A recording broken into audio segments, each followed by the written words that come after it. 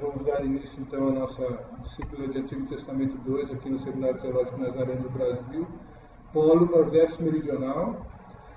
E eu quero fazer uma rápida apresentação aqui para vocês do conteúdo que já está disponível na nossa plataforma, né, na disciplina de Antigo Testamento. Tá? Eu já postei algum material ali, então quando vocês acessarem, vocês vão ter acesso a esse conteúdo que está, não sei se vocês estão conseguindo enxergar aqui, mas ó, tem a ementa da disciplina aqui em cima, tá? Ementa da disciplina.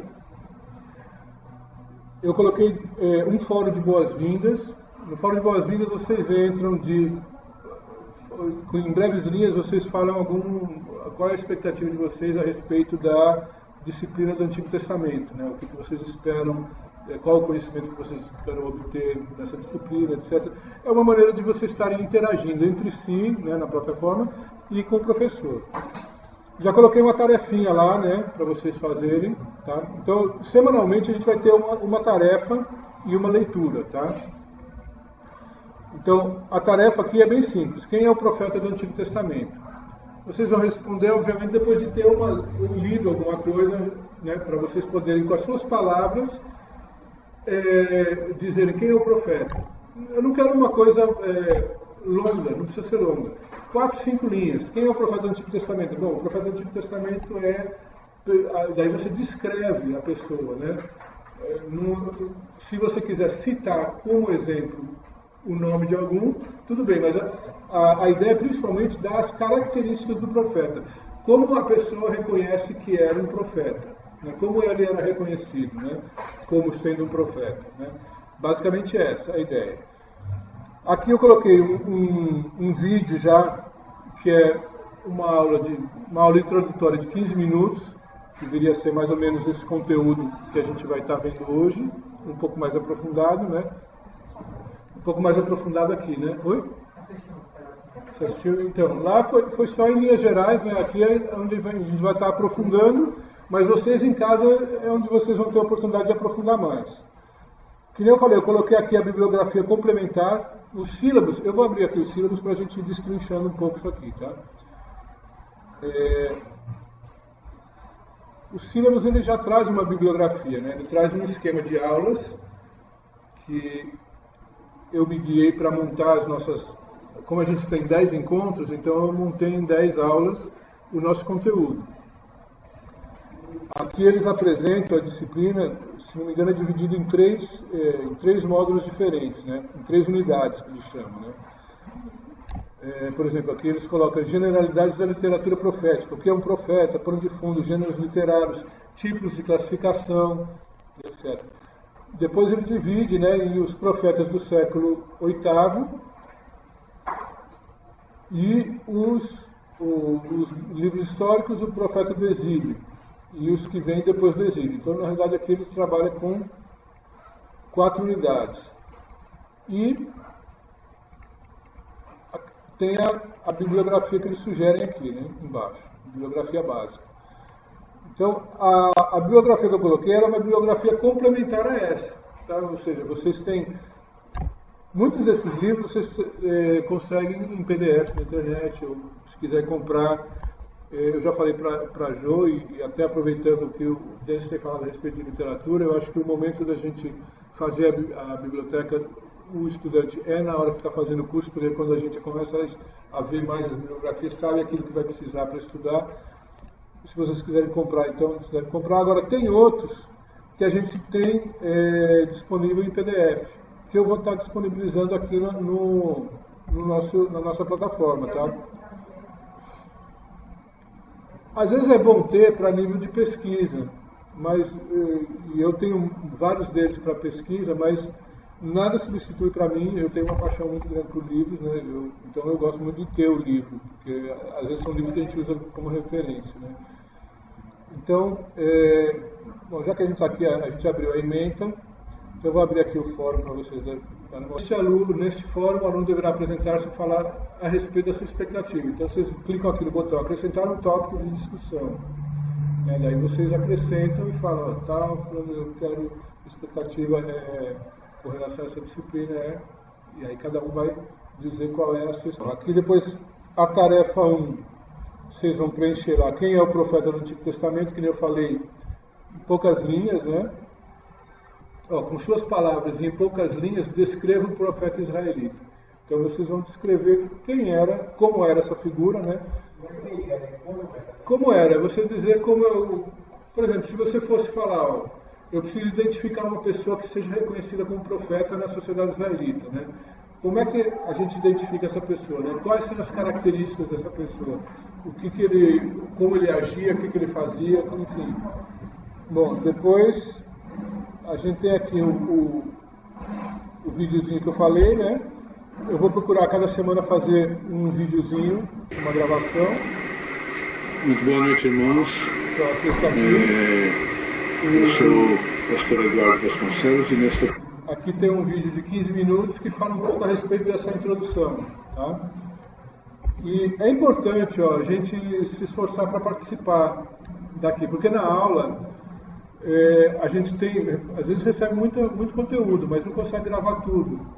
E aqui na plataforma é onde vocês vão ter a oportunidade de aprofundar mais, da gente não perder de vista o assunto só para a próxima semana, mas a gente está aqui e durante a semana vocês estão trabalhando, entra num fórum, faz alguma coisa, faz uma tarefa, faz uma atividade, daí vocês estão sempre com a matéria presente, né? Então, aqui eu coloquei a bibliografia complementar, tá? Inclui alguns livros, sugestões, né, de livros, para quem... Por exemplo, esse livro aqui do Heber Carlos, né, Triunfo da Fé, é um estudo sobre Abacuque, né? Daí esse do Silas Daniel e do Alexandre Coelho, é esse aqui, Os 12 Profetas Menores. Daí do Exaltino, que é um pastor batista, tem um comentário a respeito de Jonas. Tem o Mensageiro da Adoração Corrupta, um livro a respeito, um comentário em cima de Malaquias. Esse da Maria de Lourdes Correia, Mensageiros de Deus, é esse azulzinho da reflexão que está por aí. O Dom da Profecia, do Wayne Gruden, é esse. Né? As Profecias de Zacarias, é esse aqui. Amor e Justiça na Perspectiva dos Profetas Menores, do Jamiel. É um livro parecido com esse. Né? Daí ele trabalha Amor e Justiça, né? O conteúdo de Amor e Justiça nesses profetas menores. Israel Nesírio, Teologia do Antigo Testamento, do Eugene Merrill. Então, todos esses livros, eles têm comentários a respeito dos livros proféticos. O Ministério Profético na Bíblia, do Ezequiel Soares, né, e outros livros. Tem o meu, né, A Religião Israelita, que é mais específico sobre o livro de Ezequiel. É esse livro aqui. E o que a gente vai fazer? Essa leitura aqui... Esse capítulo aqui, ele tem em torno de, na verdade acho que são 5 páginas, mas ele aberto deu 10. Eu li em casa acho que meia hora, 35 minutos, 40 minutos, que a gente não gasta mais do que isso para ler esse assunto. Então, a leitura, o que eu fiz? Eu coloquei a leitura do primeiro capítulo, que a gente vai estar lendo aqui um pouco, e daí tem o resumo dessas páginas, tá? Então, daí o resumo vai ser diferente da tarefa, tá? A tarefa, o que a gente colocou? Quem é o profeta do Antigo Testamento? Você vai escrever 3, 4 linhas, não precisa mais do que isso, tá? E é com as suas próprias palavras. No resumo, você vai fazer uma coisa um pouco mais aprofundada, tá? Mas, por exemplo, são 10 páginas esse material aqui, né? Vamos supor, está aqui, na verdade deu 8, né? Se fizer um resumo de uma página, para mim está suficiente. Tá? O principal não é nem tanta extensão, mas é mais que você assimile o conteúdo. Qual é a ideia que ele trabalhou nessas páginas aqui? Tá? Então, daí o que a gente vai fazer? Essa atividade aqui, esse resumo, eu estou dando o prazo de 1 mês para fazer. Tá? Então, lá... Só que aqui na plataforma, o que acontece com a plataforma? Que quando a gente vem aqui, deixa eu ver se aqui vai aparecer. Resumo 1, ó. Data da entrega, domingo 16 de agosto. Hoje é dia 17 de julho, né? É o dia que vocês estão começando a matéria, vai estar começando. O que acontece? Quando chegar depois do dia domingo, 16 de agosto, vocês não conseguem mais enviar o resumo pela plataforma. As atividades vão ser todas apresentadas aqui na plataforma. Por exemplo, esse resumo que vocês vão fazer não vai ser enviado por e-mail, não vai ser enviado pelo Facebook, não vai ser enviado por nada. Aqui mesmo na plataforma tem a maneira de enviar a tarefa. E aqui já aparece a data de entrega, domingo 16, né, até a 0 hora. Então, passou dessa data, o que acontece? O próprio sistema ele vai travar, né, e daí não vai ser mais possível entregar a matéria, entregar a atividade. Está entendendo? Então, isso é bom por um lado. Por quê? Porque nos força, né, a gente cumprir os prazos. Né? E isso, quer dizer, hoje em dia, todos os cursos de EAD funcionam dessa maneira. Né? Todos os cursos que têm atividades à distância funcionam desse modo. Então, a gente tem que estar trabalhando com o cronograma, prevendo já, não, a gente tem que entregar a atividade, então já corre a entrega, porque senão trava no próprio sistema, daí não vai se conseguir entregar. E isso é ruim por um lado porque a gente fica pressionado, mas por outro lado é bom porque quando a gente faz a atividade, a gente vê, pô, se não fosse desse jeito a gente não ia conseguir acompanhar. Como o STNB está querendo que a gente faça, em vez de avaliação, por exemplo, uma avaliação no final sobre todo o conteúdo, mas faça pequenas atividades com conteúdo específico e atribuir nota. Então, semanalmente a gente vai ter uma atividade pequena e a gente vai ter algumas atividades com prazo maior, que vão ser atividades um pouco maiores, tá? Mas, como eu te falei, essa leitura de 8 páginas aqui, eu fiz em casa em 35, 40 minutos. Quer dizer, então, se você faz em 35 minutos, 40 a leitura e gasta mais 20 para fazer um resumozinho, em 1 hora dá para você fazer uma atividade e você tem 1 mês de prazo para fazer uma atividade dessa. Então, eu acho que está razoável para a gente estar trabalhando, tá? Só que o que acontece? Essa não vai ser a única leitura, tá? Tem leituras que vão ser maiores e menores, tá? E nessa aqui eu estou pedindo o resumo. Em outra leitura eu posso pedir para você ler e só responder uma pergunta. Tá entendendo? Que daí você vai ter o trabalho de ler, porque não tem outra forma de a gente trabalhar, por mais que eu venha aqui e faça exposição, os aprofundamentos têm que ser mesmo individuais, mas daí você dá um retorno, um feedback da leitura que você faz, respondendo a pergunta, fazendo um resumo, etc. Tá? Então, cada semana a gente vai ter uma série de atividades assim. Mas, enfim. Então, por exemplo, a gente tem um fórum de boas-vindas, tem uma tarefa 1, uma videoaula, que vai repassar mais ou menos o que a gente vai falar ainda hoje, uma leitura com resumo para fazer com prazo de 1 mês. Tá? Na semana do dia 24 ao dia 30, a gente já vai estar com outro material para trabalhar. Tá? Então eu vou fazer outro videozinho, vou colocar outro fórum para vocês participarem, colocar uma outra leitura, uma outra atividade, ou pode não ser leitura, pode ser uma outra atividade. Mas o que eu quero frisar, que eu vou estar me baseando muito aqui na plataforma. Tá? Então, hoje em dia a internet não é difícil para ninguém, né? A gente tem facilidade de acesso e basta a gente estar trabalhando. A gente vem para a aula, faz encontros, mas também está trabalhando e tendo feedback por aí. E em cima desse material é que a gente vai estar fazendo a avaliação de vocês. Tá?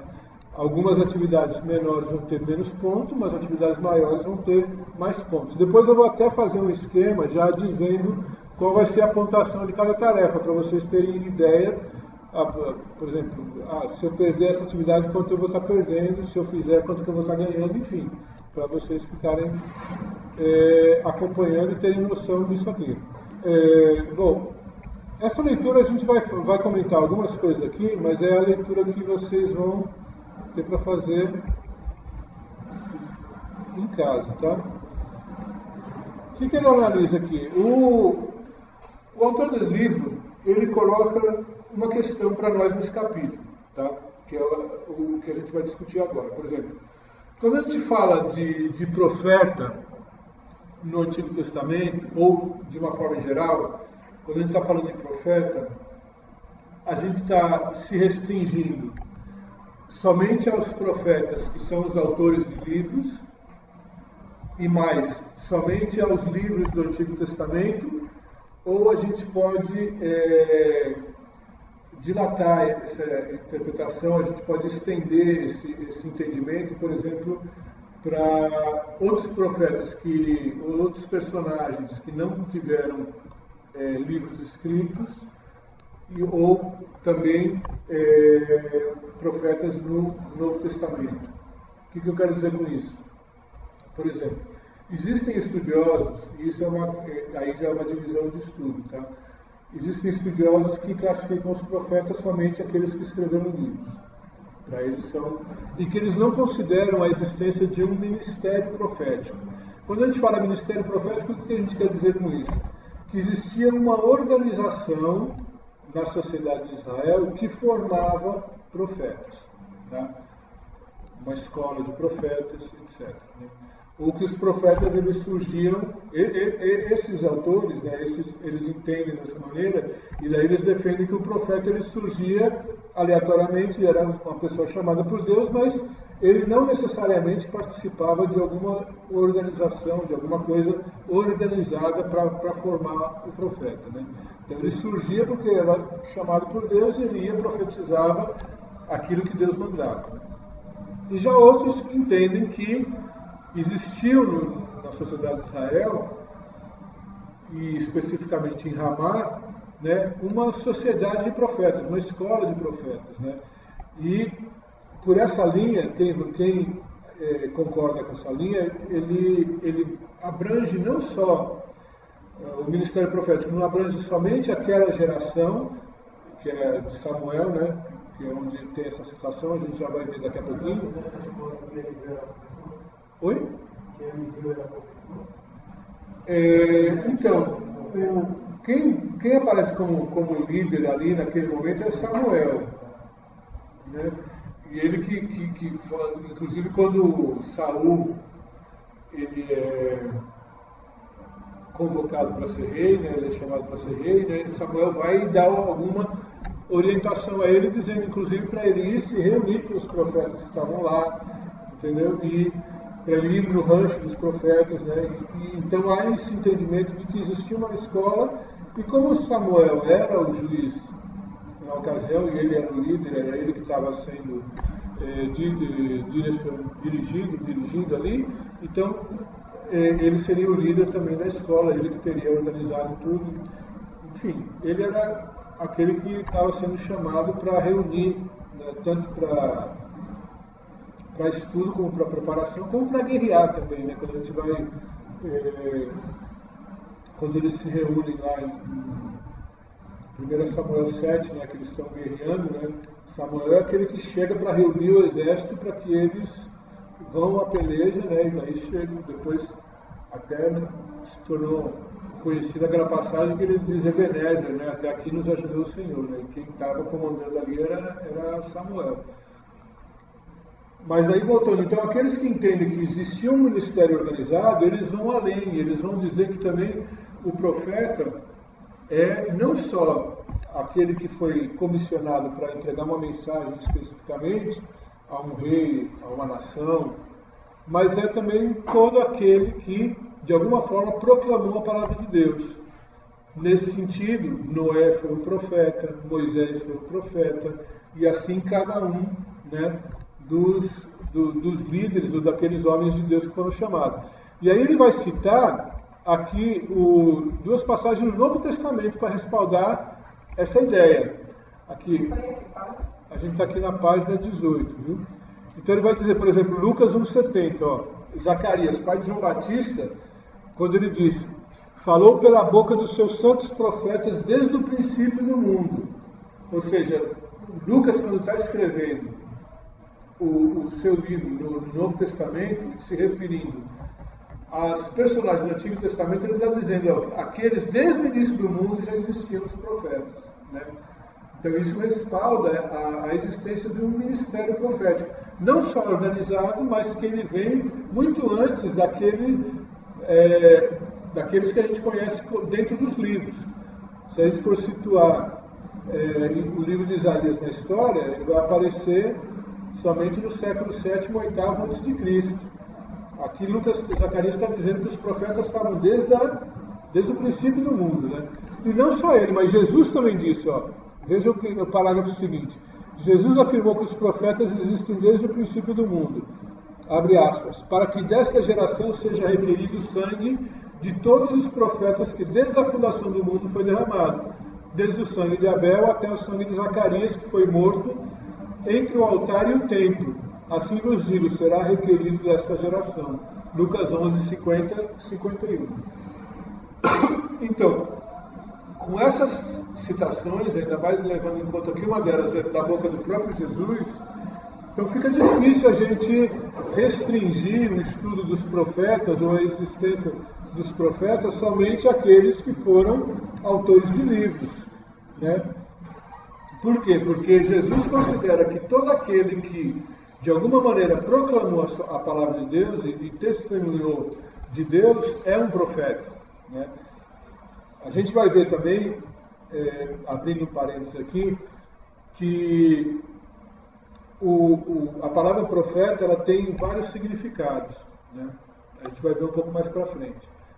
Agora, no Novo Testamento, ela tem basicamente um único significado, que é o de pregação, o pregador da palavra de Deus. A palavra profecia no Novo Testamento, ela tem essa característica de significar, ter um significado mais de pregação do que uma predição, de algo que o profeta está predizendo a nível de futuro, ou está profetizando como era no Antigo Testamento, aquela coisa bem característica, assim do Senhor, isso que vos digo que sucederá tal e tal coisa, né?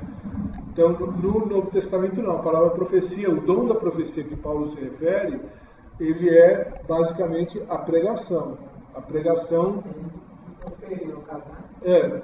de proferir, e a gente vai ver depois a terminologia que que tanto no Antigo também tinha esse significado, mas no Antigo o profeta ele era identificado mais como alguém que estava predizendo alguma coisa que ia acontecer, não só proclamando, né? Não só a proclamação.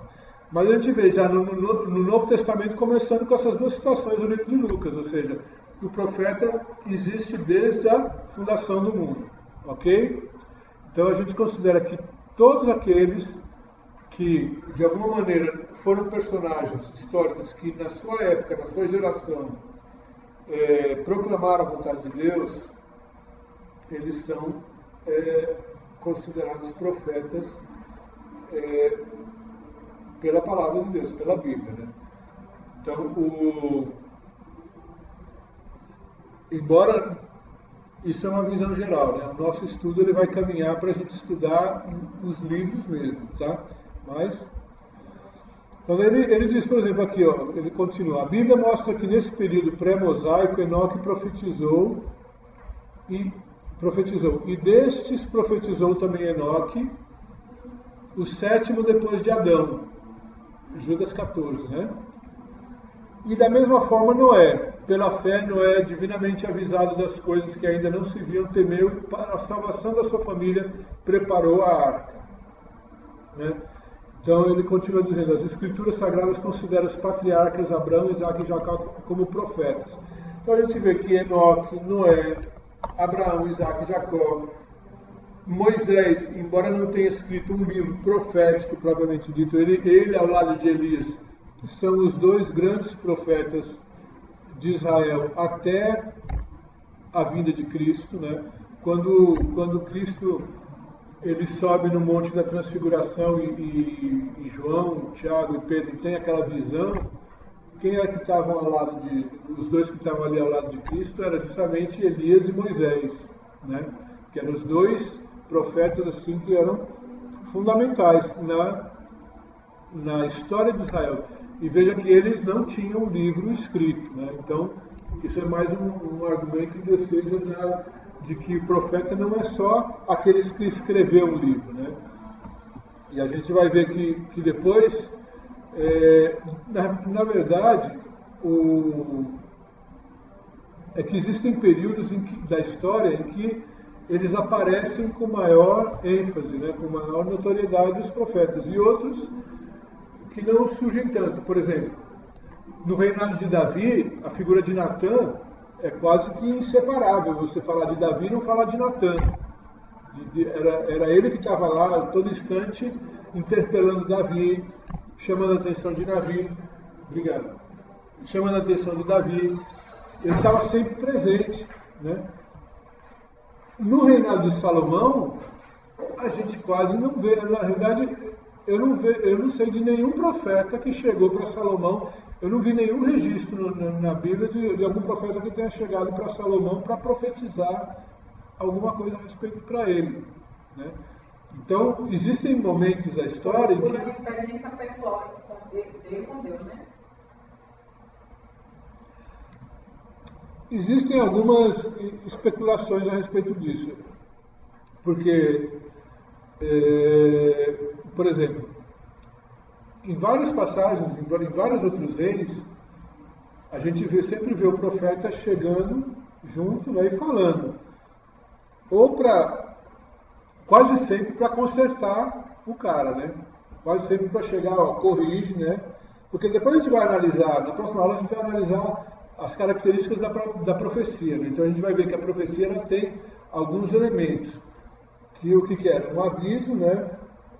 Uma chamada de atenção, uma chamada para arrependimento, um juízo e uma esperança. Basicamente tem alguns elementos.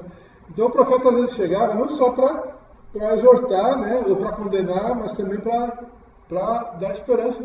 Um caso de Ezequias, por exemplo. Isaías chegou primeiro para dizer, arruma tua casa, que acabou para o seu tempo, né? Daí, o rei começou a chorar, não sei o quê. O mesmo Isaías estava saindo, ele não tinha saído ainda das habitações do palácio, Deus falou, volta lá, e disse que ele tem mais 15 anos. Então, o mesmo profeta ele é usado tanto para dar uma mensagem de juízo, como para dar uma mensagem de cura e de bênção, né? A gente vê muito isso em Elias, em Eliseu, em alguns profetas. Mas daí, por exemplo, no caso de Salomão, o que se especula, né? Que ele era uma pessoa, já que tinha pedido sabedoria, então que era um homem mais sábio do reino, reconhecidamente.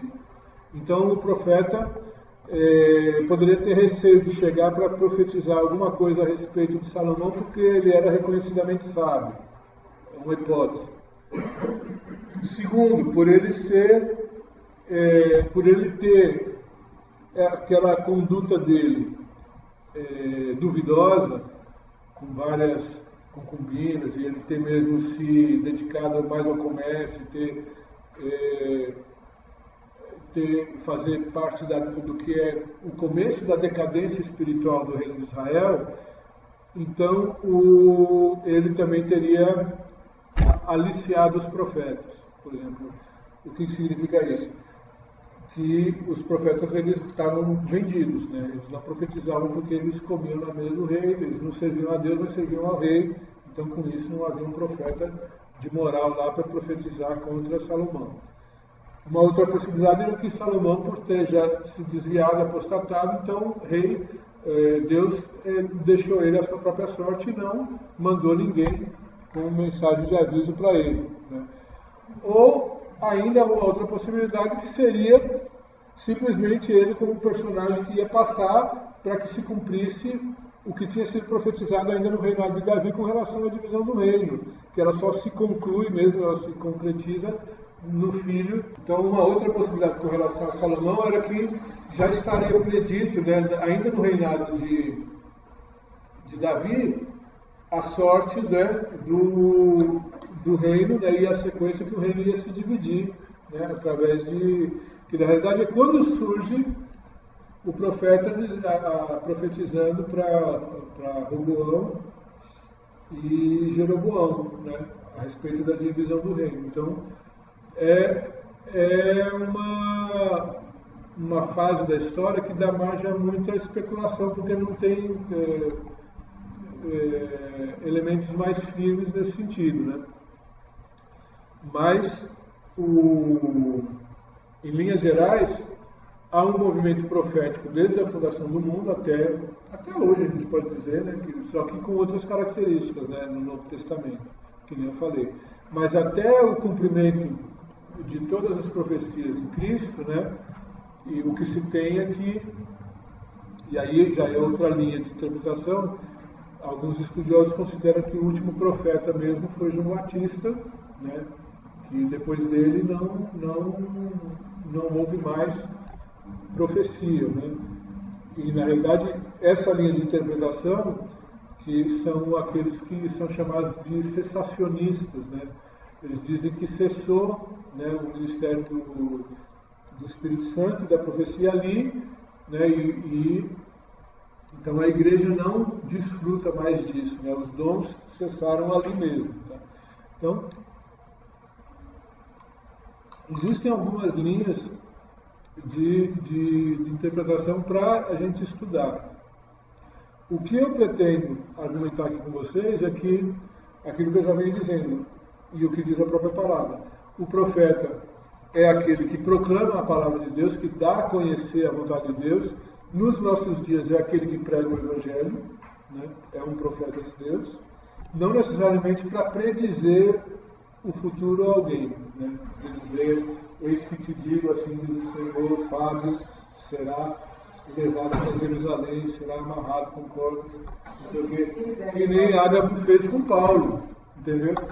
Sangue de Cristo tem poder. Mas você vê, a característica, isso é uma característica da profecia, porque hoje em dia o que se tem por profecia é alguma coisa um pouco deturpada também, porque a profecia, eu já estou entrando no assunto da aula seguinte, mas a profecia por si não é necessariamente uma coisa boa. Quase sempre ela é algo ruim que vai suceder. Tá? Hoje em dia é que a profecia é usada como um elemento para abençoar. A profecia que se ouve nas igrejas hoje é quase sempre de bênção.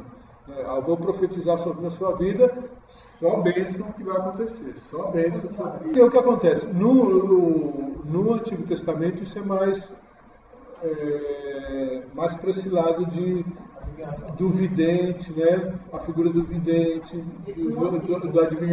de adivinhar e de pregar também. Agora, no Novo Testamento, a maioria dos autores e das referências, e quando Paulo trata esse assunto, ele está falando de profecia, ele está falando de pregação. Né? Tanto é que quando a gente vai, 1 Coríntios 14, 2, ele está dizendo assim, ó, pois quem fala em outra língua não fala a homem senão a Deus, né? Visto que ninguém entende o Espírito e em Espírito fala mistérios. Mas o que profetiza fala aos homens, edificando, exortando e consolando. Ou seja, se o que profetiza para Paulo, ele fala aos homens, edificando, consolando e exortando, a característica não é nada daquilo que a gente vai estudar no Antigo Testamento, porque a característica do Antigo Testamento é juízo, justiça, arrependimento, esperança. Há uma mensagem de esperança se o alvo da profecia, né, ele se submeter àquilo que o profeta está falando. Por exemplo, vós sois gerações adúlteras, arrependei-vos. Então o cara se arrependeu, então ele vai ter uma mensagem de esperança. Aqui não, então a profecia, ela tem no Novo Testamento, esse sentido. Edificação, exortação e consolo. Na verdade, é a pregação do Evangelho. Assim, em linhas gerais, é a pregação. Tá? Mas isso a gente vai ver melhor mais para frente. Tá?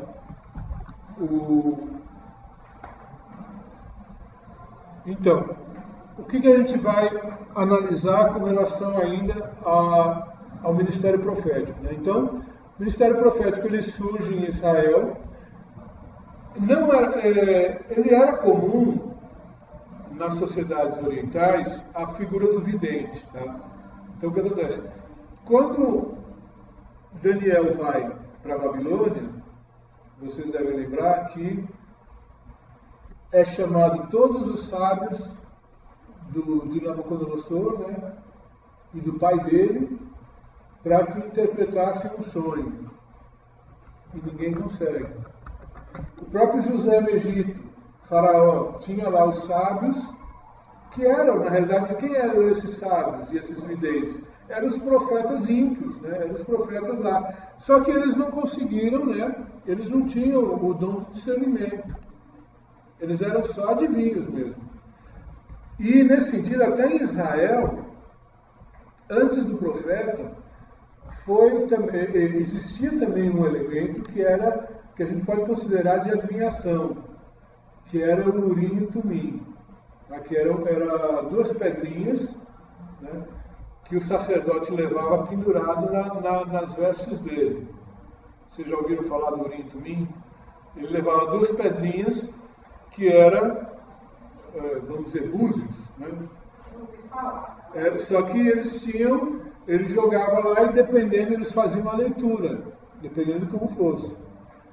Esse tipo de leitura, esse tipo de vidência, né, ou de adivinhação, ela é indutiva.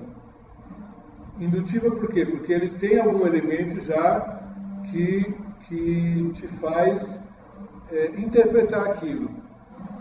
Quando a gente vai para cartas de tarô, quando vai para aquelas, enfim, qualquer outras coisas, búzios mesmo, cabala, todas essas coisas são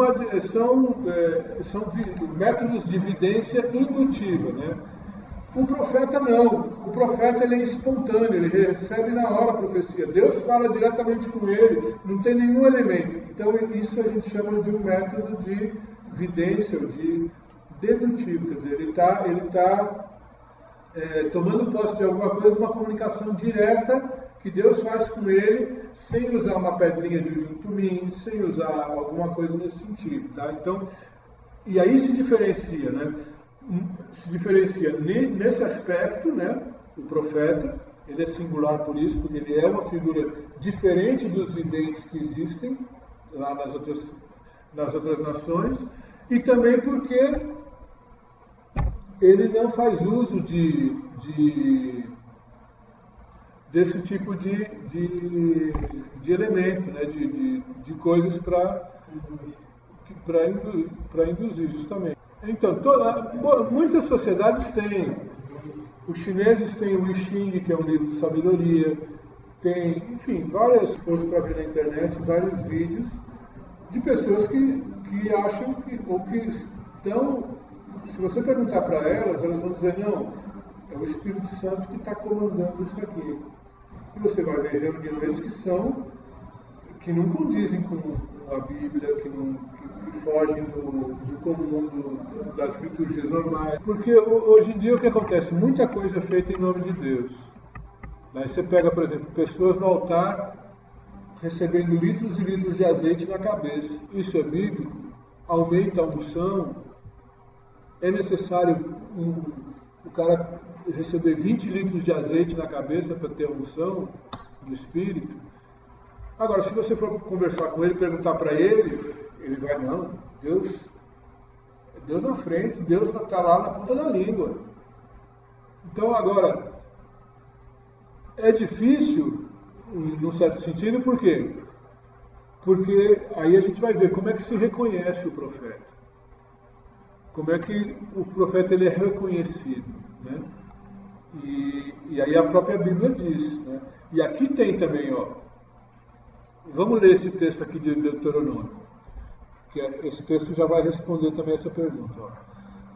O Senhor teu Deus te despertará um profeta no meio de ti e de teus irmãos como eu. A ele ouvireis, conforme tudo o que pediste ao Senhor teu Deus em Horebe no dia da congregação, dizendo: não ouvirei mais a voz do Senhor meu Deus, mas verei este grande fogo para que não morra. Então o Senhor me disse: bem falaram naquilo que disseram.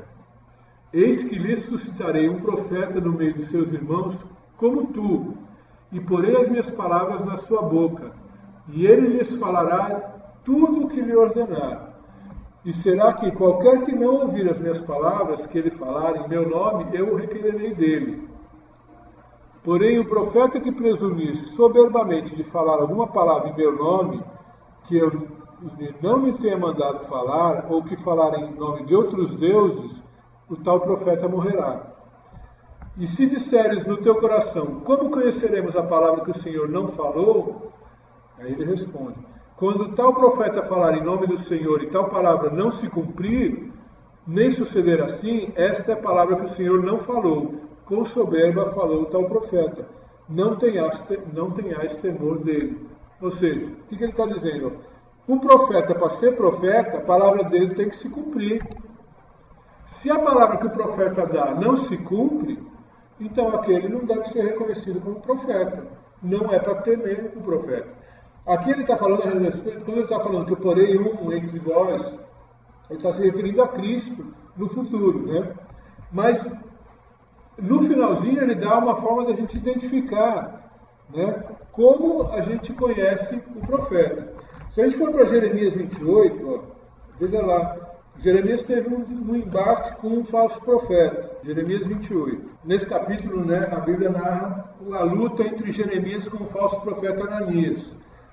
Daí ele está dizendo, Jeremias estava dizendo o quê para o povo? Olha, Deus está mandando vocês irem para o cativeiro, está mandando vocês irem para a Babilônia, e se vocês tiverem paz naquela cidade, vocês vão prosperar.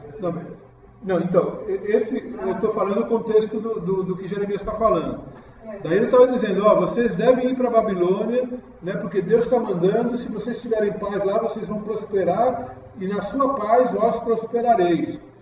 Daí Ananias diz, não, isso não vem do Senhor, isso não, Deus está dizendo que é para vocês ficarem aqui em Jerusalém.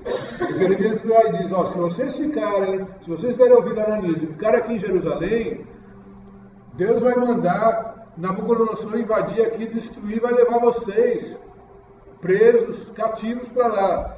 Daí Ananias, não, que isso não procede do Senhor, não sei o quê. Daí Jeremias vai e diz para Ananias, olha o que ele diz aqui, ó, no verso 7. Jeremias vai e diz assim para ele, mas ouve agora esta palavra que eu falo a ti e a todo o povo para que ouçais. Os profetas que houve antes de mim e antes de ti, desde a antiguidade, profetizaram guerra, mal e peste contra muitas terras e grandes reinos. O profeta que profetizar paz, só ao cumprir-se a sua palavra será conhecido como profeta de fato enviado do Senhor. Né? Por quê? Porque Jeremias estava enviando uma mensagem que era contrária à vontade de todo mundo. Ó, vocês vão ter que ir para a Babilônia, vão ter que deixar a terra de vocês. Daí Ananias, não, ó, eu estou profetizando paz, vocês vão ficar aqui, está tudo beleza, ó, Deus não vai fazer nada, né? Daí, ó, a sequência. Então o profeta Ananias tomou os canzis do pescoço de Jeremias e os quebrou, e falou na presença de todo o povo. Assim diz o Senhor, deste modo, dentro de 2 anos, quebrarei o jugo de Nabucodonosor, rei da Babilônia, de sobre o pescoço de todas as nações. E Jeremias, o profeta, se foi tomando seu caminho. Mas depois que Ananias, o profeta, quebrou os canzis de sobre o pescoço do profeta, veio esta palavra do Senhor dizendo, ó, volta e vai falar a Ananias dizendo, assim diz o Senhor, canzis de madeira quebraste, mas em verdade deles farei canzis de ferro, porque assim diz o Senhor, jugo de ferro pus sobre o pescoço de todas estas nações, para servir a Nabucodonosor, rei da Babilônia, e os servirão. Também lhe dei os animais do campo. Disse Jeremias, o Senhor não te enviou, mas tu fizeste que este povo confiasse em mentiras. Pelo que assim diz o Senhor, eis que te lançarei de sobre a face da terra, morrerás este ano, porque pregaste rebeldia contra o Senhor. Morreu, pois, o profeta Ananias no mesmo ano, no 7º mês. Ou seja, por esse capítulo, o que a gente entende? Primeiro, que a palavra de Jeremias se cumpriu e a de Ananias não. Ou seja, que Jeremias estava dizendo a verdade. E o que é importante para nós, para identificar o profeta? O verso 8. Os profetas que houve antes de mim e antes de ti, desde a antiguidade, profetizaram guerra, mal e peste contra muitas terras e grandes reinos. Ou seja, o profeta, ele não era uma pessoa querida no meio da sociedade de Israel, principalmente por quem? Pelos líderes. Porque ele ia profetizar contra o povo? Não, ele ia corrigir o erro dos líderes. Ele ia chegar lá e dizer, olha, você está errado, Deus quer que você se conserte, Deus quer que você tire o jugo do povo, que você deixe de fazer as coisas erradas, que você seja mais justo. Então, os líderes que ouviam as profecias, eles não gostavam dos profetas. O profeta ele não era uma pessoa que chegava lá com voz suave, né? com bênçãos e paz. Né? Pelo contrário, daí ele diz, aquele que profetiza a paz, só quando essa paz se cumprir que ele vai ser reconhecido como profeta. Enquanto não se cumprir essa paz, então esquece, ele não é profeta não. Então, o que a gente tem, juntando com o Deuteronômio? Como conheceremos a palavra que o Senhor não falou? Quando tal profeta falar em meu nome, tal palavra não se cumprir, então você não deve temer essa pessoa. Então a gente tem dois elementos. Primeiro, que a palavra do profeta ela se cumpre. Se ela não se cumpre, não é profeta. E que ela tem uma característica de juízo, né? Como diz Jeremias, guerra, mal, peste. Hoje em dia na igreja é difícil, por quê? Porque na igreja a pessoa só fala de profetizar a bênção. Esse que profetiza que você vai ganhar um carro, esse que profetiza que você vai fazer isso, que você vai viajar, que você vai para cá, você vai para lá. Ora, se Deus cumprir, glória a Deus, está confirmando a palavra daquele profeta. Mas a mensagem é diferente da mensagem que a gente vê no Antigo Testamento, tá? Isso a gente vai analisar mais a mensagem na próxima aula. Então a figura do profeta era assim. Ele era convocado por Deus para enviar uma mensagem de exortação, de juízo, de correção. Tá? Ele não era uma figura simpática para rei, para sacerdote, ou mesmo para outro profeta. Porque se o profeta era um profeta falso, você vê a palavra que Jeremias lançou para Ananias, você deu uma palavra que não era de Deus, esse ano mesmo tu vai morrer. E depois de 7 meses ele morreu. Então, vamos seguir aqui. Aqui ele está comentando justamente isso, que é compreensível Deus falar e identificar a ação profética dentro da sociedade de Israel, dentro do povo dele. Porque como tinha adivinhação, tinha sábio, tinha vidente. Então, como tinha sábio, adivinhação, vidência em tudo que era reino lá, tinha em Faraó, tinha na Babilônia, tinha em Israel, tinha em outros lugares, tinha que delimitar. Vem cá, não, o profeta de Israel quem é? Um desses aí também? Qualquer um é? Não, peraí, é assim, né? Por isso que ele diz aqui, é compreensível o estabelecimento de tal instituição, visto que a palavra condena as práticas adivinhatórias dos cananeiros, das quais os israelitas devem se afastar. Assim, Deus prometeu suscitar um canal legítimo e verdadeiro de comunicação com o seu povo, a corporação dos profetas. Ou seja, o profeta ele era a boca de Deus na sociedade de Israel. Se, por um lado, o sacerdote, né, ele era uma figura que levava o povo a Deus, ele fazia o quê? Ele conduzia os sacrifícios, né? Ele apacentava, né, o povo diante de Deus, né? Ele apresentava os sacrifícios, os holocaustos, tudo para que o povo estivesse bem na presença de Deus. O profeta, ele vinha em sentido contrário, né? O sacerdote ele era do povo para Deus, o profeta era de Deus para o povo. A mensagem ele funcionava como uma boca de Deus.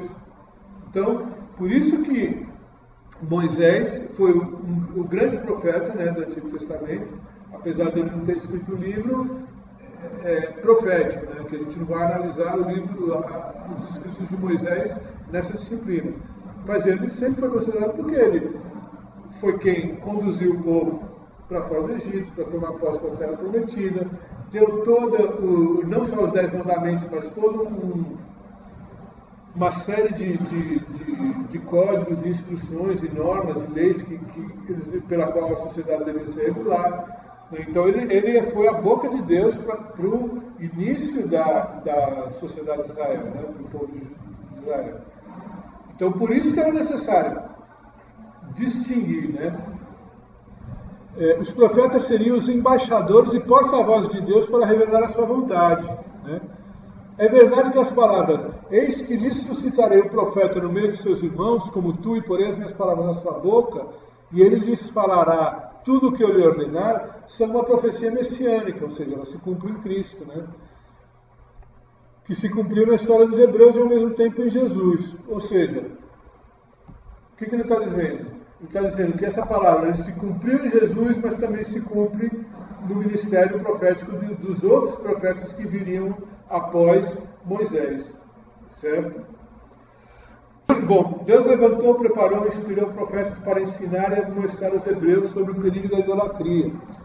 Eram instrutores ungidos e divinamente escolhidos para ensinar a nação a viver na presença de Javé. O primeiro grupo de profetas no Antigo Testamento aparece no período de Samuel, mas alguns os consideram mais como precursores da instituição profética em Israel. É justamente quando aparece aquela figura lá do rancho de profetas, que Samuel diz, quando chegar esse momento, tudo que você quiser, você faz do jeito que você quiser, porque Deus é contigo, Deus está confirmando o que você vai fazer e tal.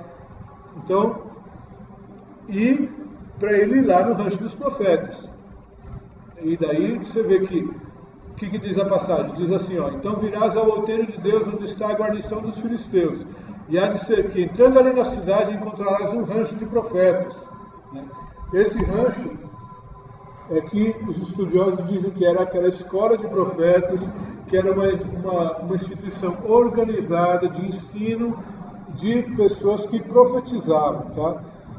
Um rancho de profetas que descem do alto e trazem diante de si saltérios e tambores e flautas e harpas e profetizarão. Agora você vê, o que os profetas faziam? Eles estavam salmodiando, cantando, tocando flautas e harpas. Né? Então eles estavam lá numa reunião, né, de louvor, de adoração. E o Espírito do Senhor se apoderará de ti e profetizarás com eles e te mudarás em outro homem. Ou seja, aqui a gente vê outras características do profeta. Qual é? Primeiro, ele, além das coisas que a gente já falou, o que ele está dizendo aqui? Que o Espírito se apodera do profeta, ele profetiza e ele se transforma em outro homem. Ou seja, o profeta ele não podia ser uma pessoa comum. Assim, ele não pode profetizar, ele não podia profetizar e continuar sendo uma pessoa que não era convertida, assim, no que a gente chama de conversão, né? O que a gente chama de conversão hoje? Uma pessoa que deixou costumes mundanos, né? Então, por aí a gente vê, dificilmente alguém vai profetizar, Deus não vai usar uma pessoa se uma pessoa não está santificada, né? Se ela não está convertida, né? Ele não vai ser um profeta, como diz aqui a palavra, né? No sentido da palavra. Não vai ser, por quê? Porque ele tem, te mudarás em outro homem, né? Então, aí sim, daí ele diz, e há de ser que quando estes sinais te vierem, faze o que achar a tua mão, porque Deus é contigo, né? Então, tem cada um dos profetas a gente vai ver, um sinônimo para profeta, a gente vai ver um pouco mais para frente, uma forma de ser chamado também é ser chamado como homem de Deus, né? E a gente vê muito isso no Antigo Testamento, principalmente para Eliseu. Eliseu, o homem de Deus vem ali, né? É Eliseu, o profeta. Então, por quê? Ele é reconhecido como uma pessoa que serve ao Senhor, que fala de Deus e que dá testemunho de Deus. Então, o profeta, nesse sentido, ele é também aquele que, se alguém tem alguma dúvida de alguma coisa sobre qual é a vontade de Deus, o que Deus está pensando, Deus pensa a respeito daquilo, o homem de Deus tem que saber. O homem de Deus é aquela pessoa que vai esclarecer e tirar dúvidas, né, sobre qualquer coisa que diga a respeito a Deus. Então, para isso ele tem que ter intimidade com Deus, né? Para isso ele tem que o Espírito Santo, né, tem que se apoderar dele, né?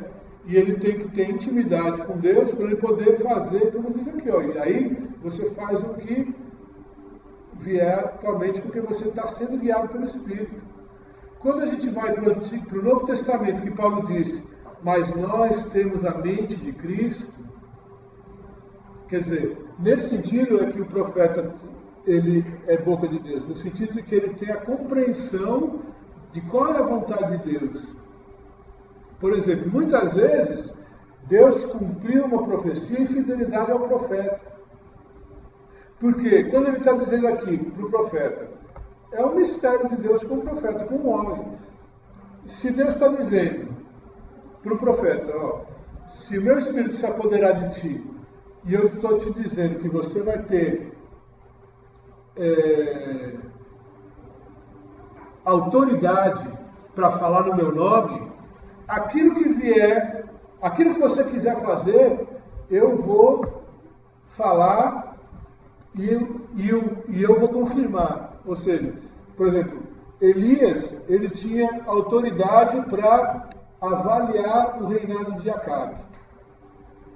E ele estava vendo que Acabe era um rei inconstante, era um rei infiel, era um rei que servia mais a Jezabel do que ao Senhor. Foi injusto com Nabote, foi infiel ao Senhor, enfim, Acabe ele tinha várias falhas. Daí Elias foi e profetizou. Daí o que Acabe fez? Ele se aliou com Jezabel, Jezabel era ímpia. Daí o que acontece? Daí Acabe tinha um casamento com Jezabel e Jezabel servia a Baal. Daí tinha lá os profetas de Baal, né? Daí, mas nessa relação de Deus com Elias, Elias tinha autoridade para dar uma palavra e Deus confirmar a palavra dele.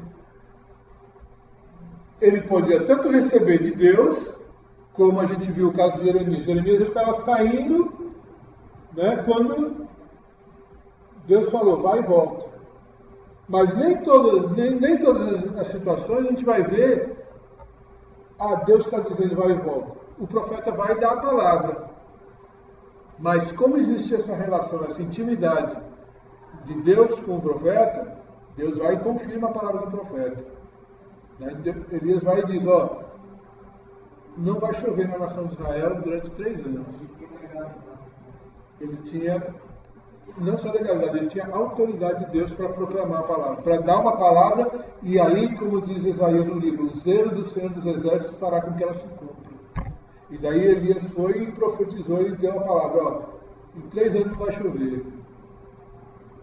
Daí ficou 3 anos sem chover. Deus confirmou a palavra do profeta. Porque em algumas situações Deus fala claramente com o profeta. Em outras situações, Elias ele seguiu assim, porque ele viu uma nuvem, ou ele deu a palavra, e aí Deus foi e confirmou. Então por quê? Porque existia uma determinação de Deus nesse sentido. Ó, quando existe um grau de intimidade e fidelidade do profeta à vontade de Deus, se a gente transpõe isso para o Novo Testamento, quando nós temos a mente de Cristo, ou quando a gente compreende qual é a vontade de Deus, aí a gente vai fazer e o que a gente fizer está aprovado pelo Senhor. Por isso que ele diz aqui, ó, faz o que achar a tua mão, porque Deus é contigo.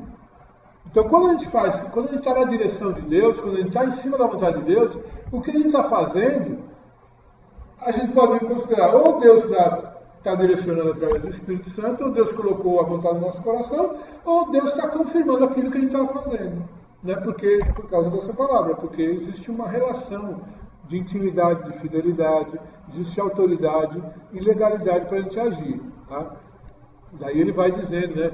Tu, porém, descerás diante de mim a julgar, e eis que eu descerei a ti, para sacrificar holocaustos e para oferecer ofertas pacíficas. Ali, 7 dias esperarás. Você vê que Samuel aqui, na realidade, o que ele está dizendo para Saul? Ó, Saul, você vai como profeta e eu vou como sacerdote. Ele está dizendo, ó, você vai profetizar, o Espírito Santo vai se apoderar de ti, tudo que você estiver fazendo, vai na bênção porque Deus é contigo. E eu vou descer, vou me encontrar com você, e eu vou oferecer sacrifício e vou oferecer oferta. O que foi que Saul fez? Ele chegou lá e foi tomar o lugar de Samuel. Ele chegou lá e foi oferecer sacrifício e oferta. Samuel está dizendo para ele, ó, tu vai ser profeta. E ele, eu quero ser sacerdote. Está entendendo aí o que ele faz? Quando ele vai, é aí que chega Samuel e fala, ó, esquece, ó. Tu não está entendendo nada do reino de Deus. Tu está perdido aqui, Deus já rasgou, já riscou você. Já não está mais contando contigo. Porque o profeta ele tem que ter intimidade e discernimento. Você vê que aqui está claro, ele está dizendo, olha, tu profetizarás, você vai ser mudado em outro homem, e tudo que você fizer, pode fazer que é contigo. Que Deus é contigo. E daí o que eu vou fazer? Eu vou descer lá e eu vou sacrificar o holocausto e oferecer oferta. Quer dizer, você vai como profeta e eu vou como sacerdote. Daí ele vai lá e vai fazer às vezes do sacerdote tomando o lugar de Samuel. Daí o desenrolar vocês conhecem, né? Daí Samuel vai lá e diz, ó, acabou-se. Verso 10, chegando eles ao outeiro, eis que um rancho de profetas lhe saiu ao encontro, e o Espírito de Deus se apoderou dele e profetizou no meio deles. Quer dizer, aconteceu como todos os que antes conheciam viram, que eis que com os profetas profetizavam. Então o povo disse, cada qual ao seu companheiro. Que é o que sucedeu ao filho de Quis? Está também Saul entre os profetas? Então o homem dali respondeu e disse, pois quem é o pai deles? Não sei o que e tal. Então, ali houve a confirmação e o quê? Se cumpriu tudo aquilo que Samuel estava dizendo. Ele trabalhou essa parte agora falando a respeito do ministério profético, da existência do ministério profético desde o início do mundo, desde a fundação do mundo, até os dias de hoje, né? E falando de algumas características. Né? Agora vamos ver qual é o significado do termo profeta, né, propriamente dito, a palavra profeta. Na verdade, existem algumas palavras ou alguns termos que são traduzidos na nossa Bíblia para o português como profeta. Tá? Então são pelo menos 3. Né? E tem uma passagem, 1 Crônicas 29, que cita os três tipos. Tá? Qual é? Diz assim, ó. Os atos, pois, do rei Davi, assim os primeiros como os últimos, eis que estão escritos nas crônicas de Samuel, o vidente, e nas crônicas do profeta. Então, a gente estava lendo aqui 1 Crônicas 29. Os atos, pois, do rei Davi, assim os primeiros como os últimos, eis que estão escritos nas crônicas de Samuel, o vidente, e nas crônicas do profeta Natã, e nas crônicas de Gade, o vidente. Então, você vê que ele falou de Samuel como vidente, como Natã como profeta, e depois de Gade como vidente novamente, né? Aí ele vai explicar, ó, Samuel é chamado de Roé, é o termo, como vidente. Natã, de Nabi, que é o termo mais comum para profeta, é Nabi, tá? Profeta. E Gade, Ozer, né, com H, né? Pode ser Roser ou Ozer, que também significa vidente. O Antigo Testamento hebraico emprega ainda outros termos para identificar os profetas. Quais são? Ishar Elohim, homem de Deus, que era aquilo que eu estava falando, né? Servo de Yahvé ou mensageiro de Yahvé, ou seja, homem de Deus, servo de Yahvé ou mensageiro de Yahvé, também são identificados como profeta. O termo mais comum é Nabi, né? Por isso que ele foi traduzido aqui nessa passagem de 1 Crônicas 29, diretamente como profeta Natã, né? Natã Nabi, né? Porque os outros eram vidente, né? Com uma palavra para Samuel e vidente com outra palavra para Gade. Vocês acompanharam aí, né? Então, o mesmo termo, mensageiro, embaixador, enviado, representante, anjo, é usado para os humanos e para os anjos, como seres espirituais. Né? Quando a gente tem a definição clássica de anjos, que são enviados de Deus, mensageiros de Deus, é isso que ele está dizendo. Nessa expressão de Hebreus 1,14, é o mesmo termo utilizado para o profeta. Ou seja, tanto para Deus, tanto para os anjos, como para os homens, né, o termo é o mesmo. Aqui mais para frente, ele vai na página 28. Os profetas são chamados de servos do Senhor, a qual dissera pelo ministério do servo Aías, o profeta, 1 Reis 14:18. Deus fala deles no Antigo Testamento usando a expressão meus servos, os profetas. E aí ele traz algumas referências, 2 Reis 9:7, 17:13, Jeremias 7:25. Moisés, Samuel, Elias e Eliseu são chamados nas Escrituras de homem de Deus, né? Principalmente Eliseu, como eu tinha falado já. Tá?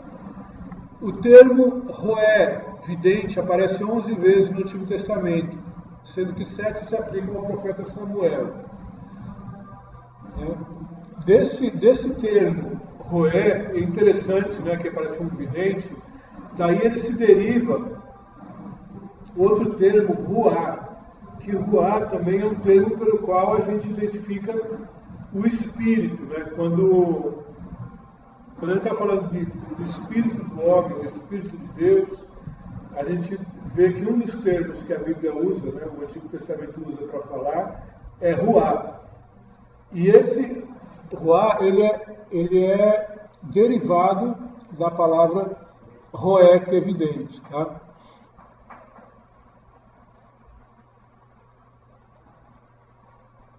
O Ozer é também um vidente, o Hozer, né? H-O-Z-E-R. Porém, sabe-se que não existem sinônimos perfeitos. Sempre há alguma nuance, pois roé vem do verbo ver, isto é, com os olhos físicos, a capacidade de compreender aquilo que vê, ao passo que rosé significa ver introspectivamente, ver com o espírito, né? Ou seja, tanto o termo roé, ele tem uma semelhança, guarda um sentido de visão, né? Como o termo rosé também tem esse sentido de visão, do verbo ver. Tá. Aí ele fala aqui que esses dois vocábulos, né, no caso roé e rosé, indicam os meios pelos quais Deus se comunicava com seus mensageiros. Note que Samuel é chamado de Navi e de Roé, e Gad e Amós de Rosé e Navi.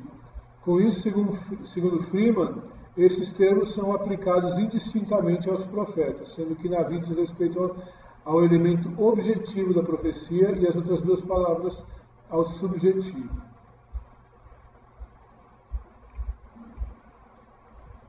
Bom, a palavra hebraica usada para profeta é Navi e aparece mais de 300 vezes no Antigo Testamento. Estou aqui na página 29, tá? Mas seu significado é incerto. É uma derivação do verbo naban, que significa borbulhar, ferver, derramar, segundo o léxico hebraico. A ideia seria de extravasar palavras, né? Falar sobre inspiração divina, com a mente fervorosa. Uns acreditam que a etimologia do referido verbo é árabe e que significa proclamar, anunciar. Isso guarda semelhança com o significado grego da palavra, né? O certo é que todas essas explicações etimológicas são aceitáveis, pois o profeta é tudo isso. Extravasa a palavra, proclama a revelação divina e é chamado por Deus. Os léxicos traduzem geralmente o termo por porta-voz, orador, profeta, mas seu significado etimológico se perdeu com o passar do tempo e deve ser entendido à luz do contexto bíblico. Quando ele diz que deve ser entendido à luz do contexto bíblico, ou seja, a gente deve analisar, né, qual é o texto que está sendo lido e qual é o significado daquilo. A passagem de Êxodo 4, 10 a 16, apresenta a primeira e melhor explicação do sentido do termo Navi. Daí diz assim, disse o Senhor a Moisés: Ah, Senhor, eu não sou homem eloquente nem de ontem, nem de anteontem, nem ainda desde que tens falado ao teu servo, porque sou pesado de boca e pesado de língua. E disse-lhe o Senhor: Quem fez a boca do homem? Ou quem fez o mudo, ou o surdo, ou o que vê, ou o cego? Não sou eu, o Senhor? Vai, pois, agora, e eu serei com a tua boca e te ensinarei o que has de falar. Ele, porém, disse: Ah, Senhor, envia por mão daquele a quem tu has de enviar.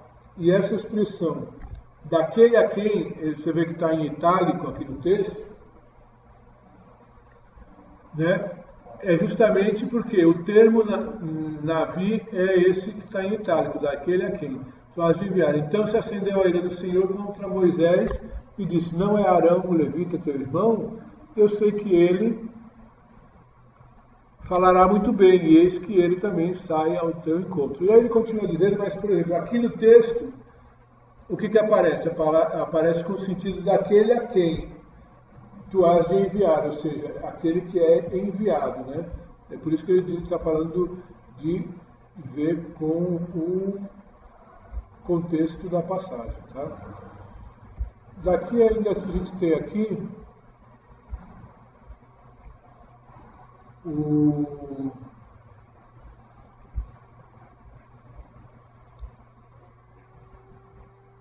na página 31, segundo parágrafo. Apesar do sentido básico de profeta ser embaixador, enviado, porta-voz, representante, o conceito que mais se popularizou com o passar do tempo foi o de prever o futuro, tá? Coisa que a gente estava comentando antes também. De revelar algo impossível de se saber por meio de recursos naturais. 1 Samuel 9,6. A referência aos profetas hebreus do Antigo Testamento também diz respeito à autoridade canônica como legítimo porta-voz de Deus. É o que indica a expressão assim diz o Senhor em fraseologia similar. Ou seja, quando a gente está dizendo assim diz o Senhor, eis que te digo, né, e outras expressões que normalmente os profetas utilizavam, isso fica bem claro quando a gente vai delimitar uma profecia. Quando a gente vai delimitar qual é a voz de Deus naquele texto que a gente está lendo, né? Porque às vezes o texto está narrando um acontecimento. Daí entra a voz do profeta e diz, assim diz o Senhor, abre aspas. A partir daí a gente vê que é Deus falando mesmo, né? Então é a voz de Deus falando. Então, essas expressões a gente vai ver em vários profetas, né? Assim diz o Senhor, eis que te digo, o Senhor te diz, o Senhor manda, etc., para delimitar a profecia. Curiosamente, o termo profeta e seus correlatos são usados para os adivinhos dos falsos profetas, para os profetas das divindades pagãs e das nações vizinhas, sendo identificados como tais pelo contexto, né? Deuteronômio 13:11, que acho que a gente já leu, né? Que é a forma da gente identificar o profeta. Josué 3:22, esse texto a gente ainda não leu. Vamos ver o que diz aqui. Josué diz assim, também os filhos de Israel mataram a espada Balaão, filho de Beor, o adivinho, com outros mais que mataram. Então, Balaão foi aquele que era profeta, mas ele tentou profetizar contra Israel, né? E Deus não cumpriu a palavra dele, né? Ele é um falso profeta, né? Então, por isso que ele está citando aqui Balaão, porque pelo contexto, né, na passagem lá de Balaão, a gente identifica que ele era um falso profeta. A palavra falso profeta não aparece no Antigo Testamento, né, hebraico, mas ele vai aparecer só na versão da Septuaginta. A Septuaginta, vocês estão estudando métodos exegéticos, já viram, né, qual é a Septuaginta? Fábio?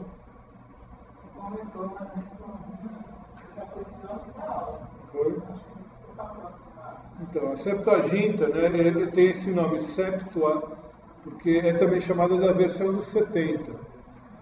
Teve um teólogo, né, se não me falo a memória, foi Jerônimo, que era um pai da igreja, e ele fez essa versão, essa tradução, na realidade,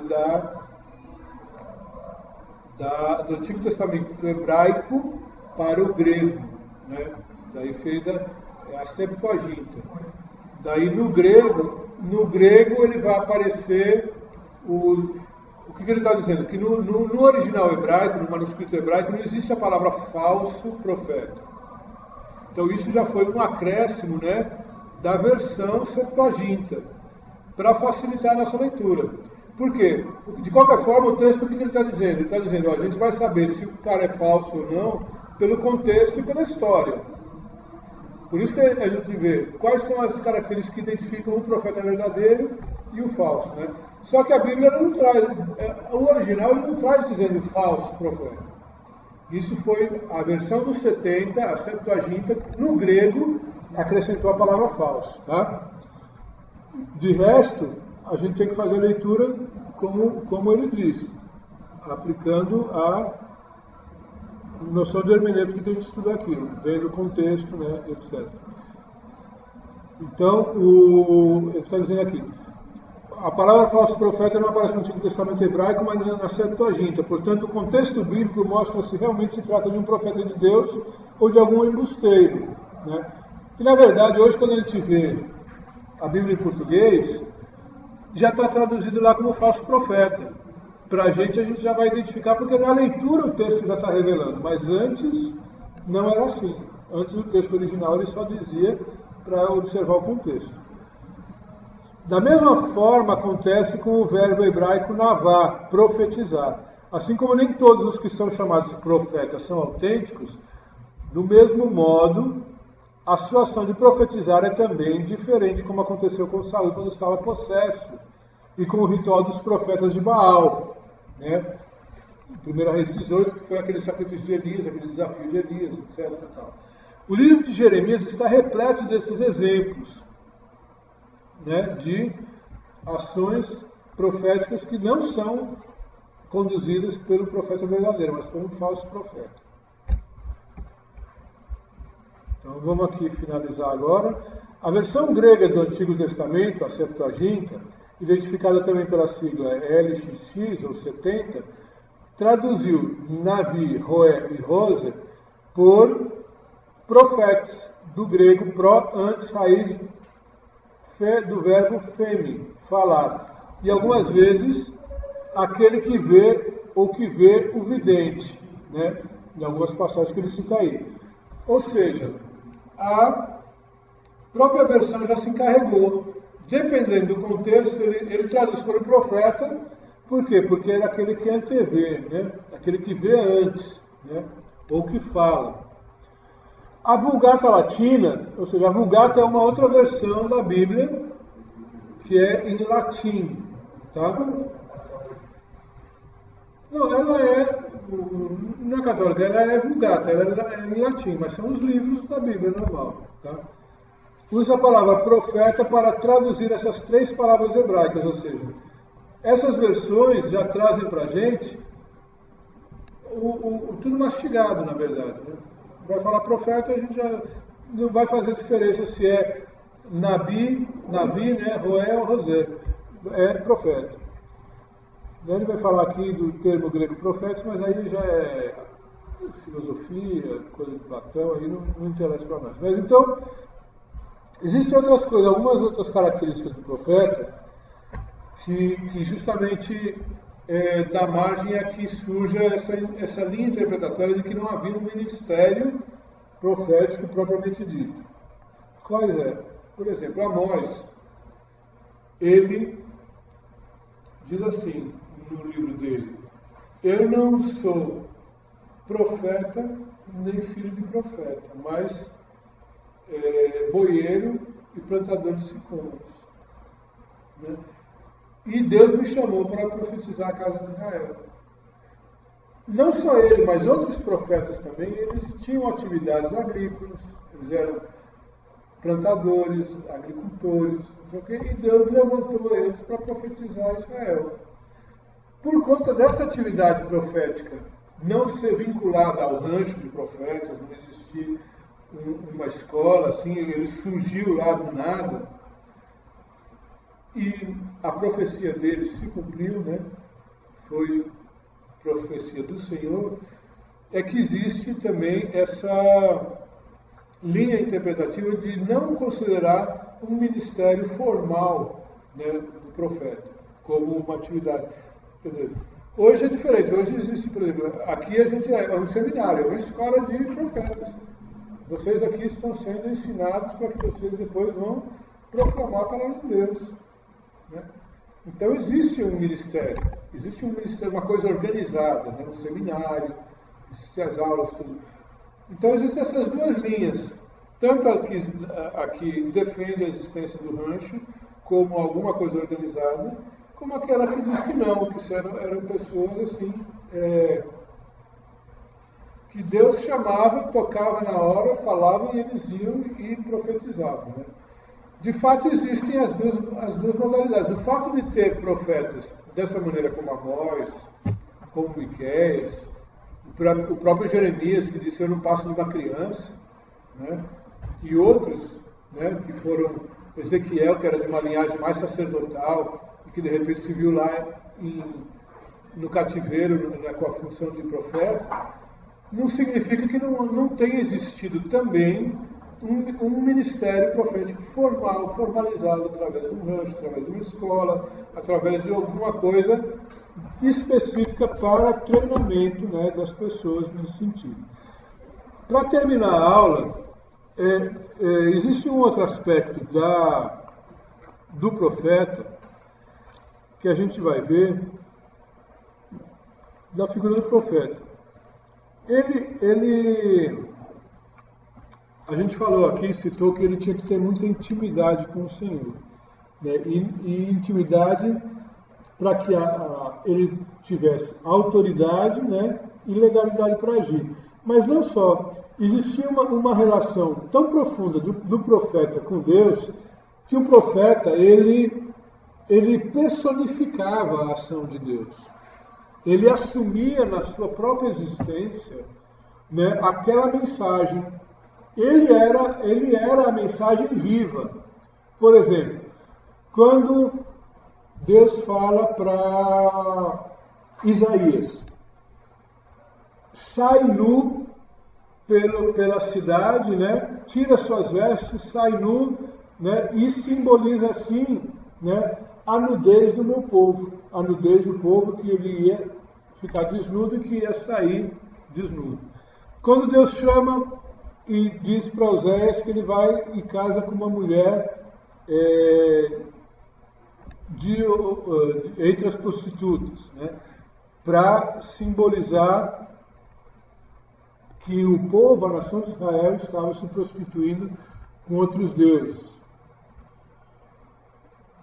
Quando Ezequiel mesmo, no livro de Ezequiel a gente vê várias passagens nesse sentido.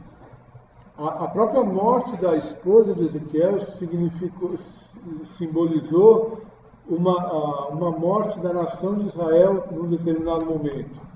Quando ele diz assim: vai e prepara a bagagem, prepara as malas e bota as malas na porta, né, diz para Ezequiel.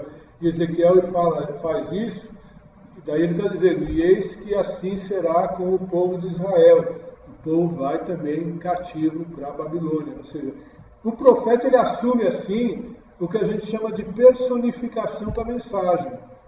Porque ele não só proclama a palavra, mas ele, de alguma maneira, em grau maior ou menor, ele personifica essa mensagem, fazendo uma encenação, né, ou vivenciando mesmo, né, como em alguns casos a gente viu aí. Eu sou o vosso sinal. O profeta como a personificação da mensagem divina. A atividade profética sempre exigiu responsabilidade pessoal entre a pessoa envolvida e o Senhor. Pode-se afirmar sem nenhum receio que a boca do profeta israelita proclamava a palavra de Deus, salvo raras exceções. Não obstante, o significado maior se desprende da relação entre Deus e seu porta-voz. Esse ponto de vista considera a pessoa do profeta como um sinal profético. Você vê, existem algumas passagens no livro de Eliseu que ele pega e Jeremias, ele pega uma fita de linho, né, e estica a fita e diz: este aqui é o linho, né, é o cordão, como se fosse simbolizando o cativeiro de Israel. O profeta Eliseu usou algumas outras figuras, né? Em Oséias a gente vê Deus dizendo: Israel é como um bolo virado, né? Um bolo virado assado ao contrário. Então existia aí essas figuras, né, que Deus usava. Mas existia também o próprio profeta como um sinal profético, tá? Mais que palavras, mais do que comer o rolo, as suas ações e os acontecimentos que rodeiam a sua vida ganham força e valor de profecia num mecanismo complexo de justiça divina. Para autenticar a sua palavra, o profeta deve prová-la, e muitas vezes isso significa vivenciar experiências terríveis. Tá? Segundo Wolff, Os próprios profetas devem colocar em palavras aquilo que experimentam. Gardner afirma que o verdadeiro profeta faria uma demonstração para comprovar que o Senhor o enviara. Né? Isso é uma forma de autenticar. No Novo Testamento, o Paulo o que diz? Né? Que a gente recebeu um selo. E esse selo, qual é a marca da promessa? E qual é essa marca da promessa? É o Espírito Santo em nós, não é isso? No Antigo Testamento, esse sinal profético era para autenticar e confirmar a palavra. Né? O Senhor enviar. O Wolff é mais específico quando afirma que a própria pessoa do profeta é um sinal da atividade de Yahvé. Tá? Então, aí tem várias passagens, né, várias situações que confirmam isso. Tá? Então, nesse livro do profeta Ezequiel, aqui da religião, eu analiso esse aspecto na profecia de Ezequiel, né, quais foram as situações em que ele estava simbolizando com a sua própria vida alguma coisa que ia acontecer. Por exemplo, Deus chama ele, e depois de 7 dias, daí ele fala assim, você vai ficar mudo durante 7 dias. E depois de 7 dias, vem que eu vou abrir a tua boca e você vai falar. Quer dizer, Deus estava dizendo a Ezequiel. Depois disso a gente vê que no ministério de Ezequiel, Ezequiel fica durante 7 anos antes de começar a profetizar para a casa de Israel, já na Babilônia. Né? E aí cada sinal desses tem um significado específico na história de Israel e na história do profeta Ezequiel. Ok? Eu me estendi um pouco para compensar o nosso atraso. A gente começou há mais de 8 horas. Tá? Então a gente está vendo aqui, a gente viu uma introdução sobre o ministério profético, sobre o significado do termo profeta, né? E na próxima aula a gente vai analisar ainda algumas características dos profetas, tá? Que tipo, quais, e principalmente a profecia, né? Quais as características da profecia, da mensagem, tá? Que tipo, a gente tem elementos que dividem a mensagem, são mensagens qual o conteúdo da mensagem, que é muito importante, né? O que diz a mensagem? É só mensagem de conselho? Existem mensagens que são para que o rei atente para o pobre, né? Para que de justiça social, ou só de zelo, né, do Senhor, ou contra a idolatria. Então a gente vai estar analisando isso, ok? E a gente fica por aqui.